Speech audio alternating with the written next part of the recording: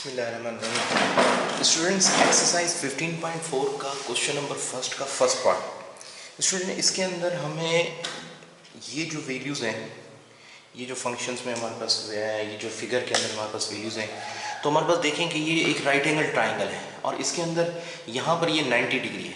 90 degree पर यहाँ पर ये जो कॉर्नर पर ये जो लाइन बनी होती है इस तरह से और ऐसे, इसका मतलब होता है यहाँ पर 90 डिग्री है। तो हमें कोई भी फिगर एनालाइज करनी है, उसको देखना है, तो सबसे पहले उसका राइट एंगल ट्राइंगल देखना है 90 डिग्री एंगल कहाँ पर है। तो सबसे पहले 90 डिग्री एंगल तो ये रहा और इस एंगल के बिल्कुल सामने वाला ये हाइपोटेन्यूज है और ये एक एंगल नोन है। अब हम जानते हैं एल्टीट्यूड बेस और हाइपोटेन्यूज कौन सी साइड्स होते हैं, हमने इसकी प्रैक्टिस भी की थी पिछले वीडियोज़ के अंदर। स्टूडेंट्स, अब यहाँ पर जो हमें क्वेश्चन मिला है, जो मैंने जो लास्ट वीडियो बनाई थी उसके अंदर मैंने बताया था कि किस तरीके से एक नोन एक अननोन साइड फंक्शन के हिसाब से रखा जाता है ताकि एक नोन और एक अननोन साइड फाइंड की जा सके। जैसे कि ये एक अननोन साइड है, इसकी वैल्यू मालूम नहीं है। ये एक अननोन साइड है P, ये वाली जो साइड है ये P साइड है, इसका नाम P है, इसकी ये वैल्यू भी हमें मालूम नहीं है। ये वाली जो साइड है इसकी वैल्यू हमें मालूम है। तो अब हम एक नोन और एक अननोन साइड रखकर एंगल के लिहाज से फंक्शन चेक करते हैं। एक नोन जैसे कि ये और एक अननोन साइड जैसे कि ये, इनको हम दोनों को साइड्स को रखने के बाद देखेंगे कि कौन सा फंक्शन बन रहा है इस एंगल के हिसाब से।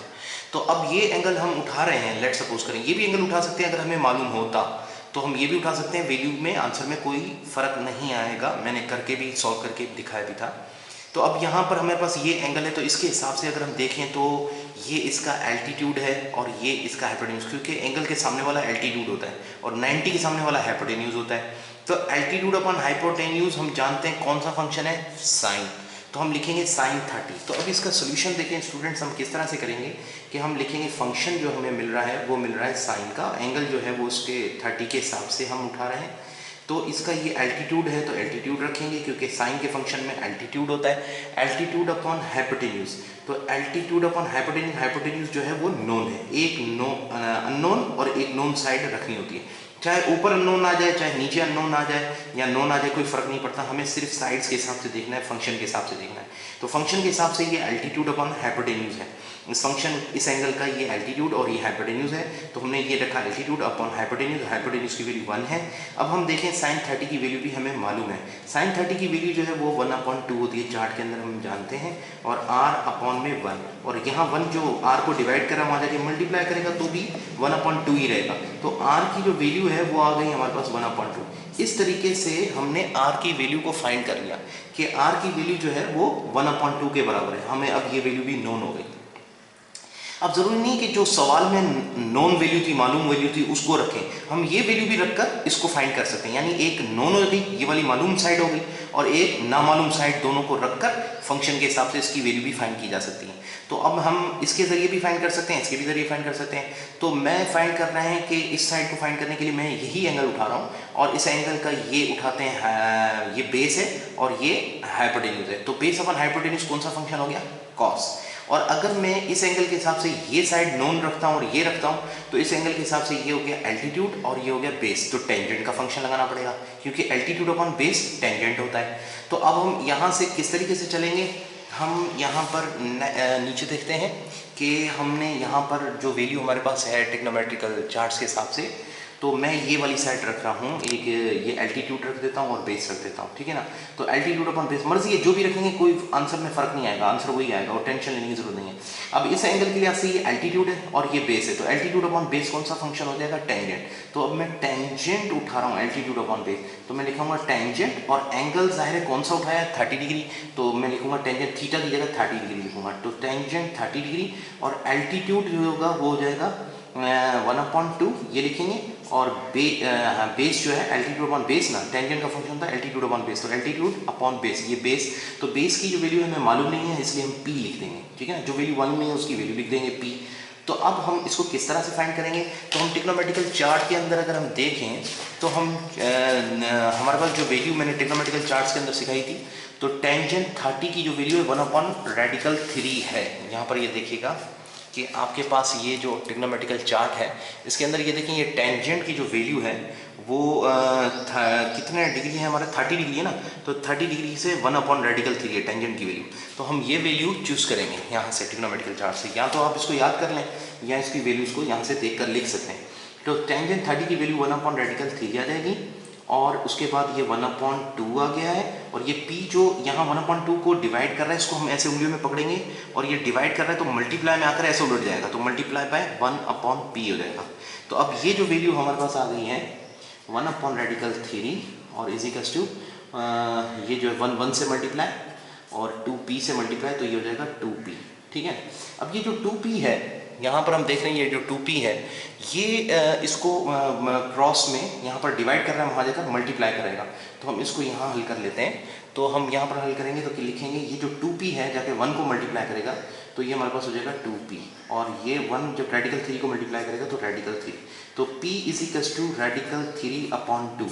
ये हमारे पास p की वैल्यू आ गई। देखें ये हमारे पास p की वैल्यू आ गई, रेडिकल 3/2 ये आंसर आ गया इसका। तो हमारे पास अब p की वैल्यू भी आ गई है और वो यहाँ हम लिख लेंगे रेडिकल 3/2। अब p की वैल्यू आ गई, r की वैल्यू आ गई, तीनों साइडें मालूम हो गई। अब सिर्फ ये एंगल फाइंड करना है। तो अब ये एंगल हमें मालूम नहीं है, तो अगर किसी ट्राइंगल के 2 एंगल अगर हमें मिले हुए हों तो हम उससे भी तीसरा एंगल फाइंड कर सकते हैं। और उसका मेथड ये है स्टूडेंट्स कि हम लिखेंगे कि कोई भी ट्राइंगल के 3 एंगल होते हैं। तो लेट सपोज एक एंगल अल्फा हो गया, दूसरा बीटा हो गया, तीसरा गामा हो गया। ठीक है ना, अब इन तीनों एंगल्स का सम जो होता है ना, ट्राइंगल कैसा भी हो, तो ये राइट एंगल ट्राइंगल है लेकिन कैसा भी ट्राइंगल होगा ना, तो उन तीनों एंगल्स का सम जो होता है ना 180 डिग्री होता है। ये याद रख लें, ये फॉर्मूला है कि किसी भी ट्राइंगल के तीनों एंगल्स का सम हमेशा 180 डिग्री होता है। तो अब ये 180 डिग्री होता है, तो हम क्या करेंगे कि जो अगर कभी हम इन 3 एंगल्स में से कोई 2 एंगल अगर हमें मालूम है तो तीसरा एंगल हम फाइंड कर सकते हैं। और वो कैसे कर सकते हैं, जैसे कि यहाँ पर ट्रिग्नोमेट्रिकल चार्ट्स के अंदर हमें एक एंगल ये 90 डिग्री का हमें मालूम है और ये 32 एंगल्स हमें मालूम है, तो तीसरा मालूम कर सकते हैं इस फॉर्मूले की मदद से। ठीक है, लेकिन अगर किसी ट्राइंगल के अंदर सिर्फ एक ही एंगल हो 90 का और ये दोनों अननोन हो, तो फिर कैसे फाइंड करते हैं उसको मैं नेक्स्ट क्वेश्चन में आपको समझाऊंगा। ठीक है, तो फिलहाल हम इसको इस तरीके से हल कर रहे हैं कि हमें 2 एंगल्स मालूम है, जैसे ये और ये नहीं लिखा लेकिन 90 डिग्री है और ये 30 डिग्री है। तो अब इनको हम लेकर देखें तो हम हमारे पास जो वैल्यू बनेगी, ये जो ट्रिग्नोमेट्रिकल फॉर्मूले में अल्फा बीटा और गामा, तो इसके हिसाब से हम देखें अल्फा की वैल्यू हम लेट सपोज कर लेते हैं जो हमें 90 डिग्री है और बीटा जो है वो हमारा 30 डिग्री है, ये सपोज कर लिया। तीसरा एंगल हमें मालूम नहीं है, तो 180 डिग्री इसके सम के बराबर, तो ये इक्वेशन होगी। और मैं हमेशा स्टूडेंट्स कहता हूँ कि पूरी इक्वेशन के अंदर अगर कोई एक अननोन होगा तो वो ज़रूर फाइंड होगा। तो पूरी इक्वेशन में ये एक ही अननोन है तो ये ज़रूर फाइंड होगा। तो इसकी वैल्यू मालूम करने के लिए हम क्या लिखेंगे कि हम लिखेंगे y इजिकल्स टू 30 और 90 हो जाएगा 180 माइनस 120। तो 180 में से माइनस 120 करेंगे तो हमारे पास वैल्यू आ जाएगी 60 डिग्री की। तो गामा जो है वो 60 डिग्री का है। ठीक है, तो हमारे पास ये एंगल भी फाइंड हो गया।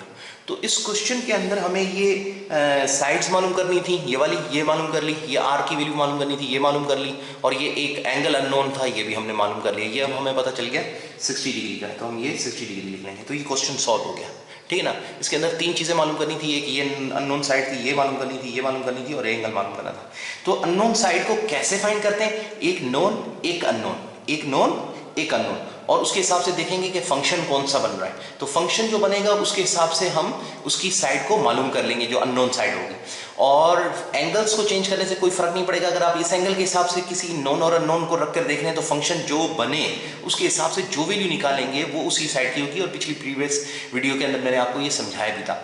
तो अब यहाँ पर ये तो हो गया एक नोन और एक अननोन साइड फाइंड करिए। एंगल को कैसे मालूम करना है, अगर हमें 2 एंगल्स मिले हुए हों तो फिर हम तीसरे एंगल को इस फॉर्मूले की मदद से हम फाइंड करेंगे, जो कि मैंने आपको थोड़ी देर पहले समझाया। अब इसकी मदद से हम फाइंड करेंगे, लेकिन अब कभी कभी ऐसा होता है कि एक ही एंगल होता है फिगर के अंदर, सिर्फ एक एंगल, तो उसके लिए एक अलग मेथड है। वो फंक्शन के हिसाब से जैसे हम नोन और अननोन रखकर फाइंड करें, बिल्कुल उसी तरह से हम एंगल भी फंक्शन के हिसाब से फाइंड कर सकते हैं। तो वो हम नेक्स्ट वीडियो में सीखेंगे। तो अब मेरा ख्याल है यहाँ तक इस क्वेश्चन नंबर 1 का ये क्वेश्चन काफ़ी है यहाँ तक। तो अगर कोई बात समझ में नहीं आए तो मुझसे पूछिएगा।